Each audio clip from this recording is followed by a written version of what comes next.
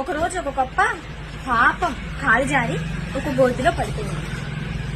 అది పాపం నేను రాగలుగుతాను, నాకంత ధైర్యం ఉంది అనుకొని పైకి రావడానికి ట్రై చేస్తుంది, పడిపోతుంది, పడిపోతుంది.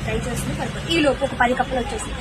అయ్యో వామ్మో, పడక ఆ గోతులోనే పడ్డావా? ఆ గోతులో పడ్డో ఎవరికి బయటకు రాలేదు, ఇంతవరకు బయటకు వచ్చినా లేదు, చూడలేదు. వీళ్ళమ్మ పడింది, వాళ్ళ నాన్న పడ్డాడు, వీళ్ళ బాబాయ్ పడ్డాడు, వాళ్ళ అక్క పడింది, ఈ చెల్లి పడింది, మీ తాత పడ్డాడు, మా తాత పడ్డాడు.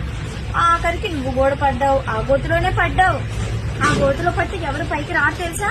పడక ఆ గోతులోనే పడ్డావా నువ్వు? అమ్మో, ఇంక పైకి రాలేవు నువ్వు అని అన్నయ్యంట. అంటే ఈ కప్ప ఇంక నేను రాలేను, ఫస్ట్ ట్రై చేసింది కదా, ఇట్లాగే ట్రై చేయాలి కదా. ట్రై చేయకుండా ఏం చేస్తుందంటే, అమ్మో వాళ్ళందరూ నాకన్నా గొప్పోళ్ళు, నాకన్నా పెద్దోళ్ళు, వాళ్ళే పైకి రాలేకపోయారు, ఈ గోతులోనే చనిపోయారు, నేను కూడా ఈ గోతులోనే చనిపోవాల్సింది, నా వల్ల కాదు, నేను పైకి వెళ్ళలేను అనుకొని అక్కడే కుళ్ళి కుసించి చనిపోయింది. అదే ఆ కప్ప అలా కాకుండా వాళ్ళందరూ చేయలేకపోయారు, నేను చేయగలుగుతాను అని చెప్పి పైకి రాగలిగితే బతికేదేమో కదా.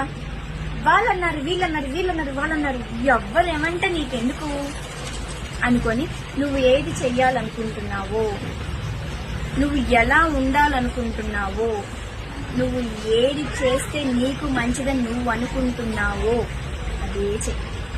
కప్పలాగా ఆగిపోయి గోతులోనే ఉండి చంపు, పైకి రా. నీకు చాతనన్నిసార్లు ట్రై చేయి, కింద పడ్డావా ట్రై చేయి, చాతనన్నిసార్లు ట్రై చేస్తూ ఉండు.